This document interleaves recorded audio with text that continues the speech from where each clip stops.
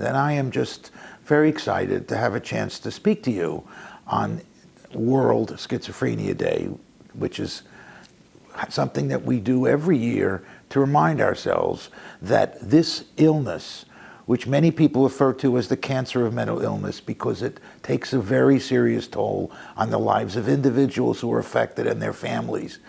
This is a time of great hope for how the future of how we approach this illness, how we treat it, is changing dramatically. I've spent a professional career, 40 years, trying to understand this illness, trying to understand how the brain is responsible for people having this illness. And by increasing our understanding of that, we can change the lives of people affected by it. When I started in this research world about 40 years ago, we were still thinking that schizophrenia had something to do with how mothers treated children early in life, or there were even notions that somehow it was a healthy or sane adaptation to an insane world. These ideas had no basis in fact, and they led to stigma, and they led to a misunderstanding of the reality of this illness. We now know that schizophrenia is a brain disorder.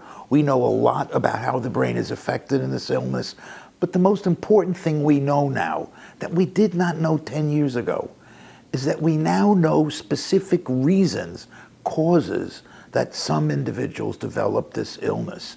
And these causes have been based on a revolution in understanding how genes lead to the development of the human brain and to variations in the function.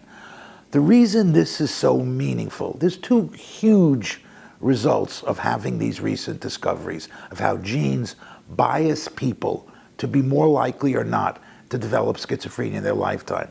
The first is, it changes the whole landscape of research.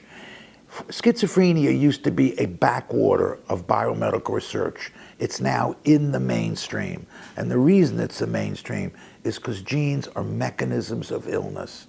And once you understand the mechanism of illness, you can treat this illness based on what causes it. Not on what you think might be the reason somebody is ill, but because of the reason that they're ill. This is a dramatic change in where we were 10 years ago. We've learned more in the last 10 years about the causes of schizophrenia and how to treat this illness than we knew in all of past history. So I think this is a time of great optimism. People that suffer from this disorder pay a very heavy price throughout their lives, and their families do as well.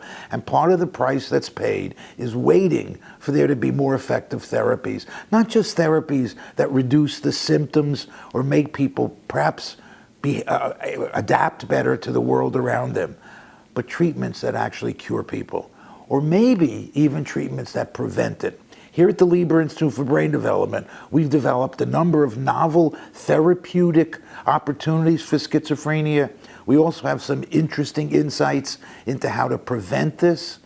I am very confident that in the next 10 years, the past 10 years were about building the foundation for understanding causes so that we could treat the causes and not the results. In the next 10 years, there will be treatments that change the lives of individuals with this illness profoundly. I believe there will be cures, and I believe there will be new strategies to prevent this from ever happening.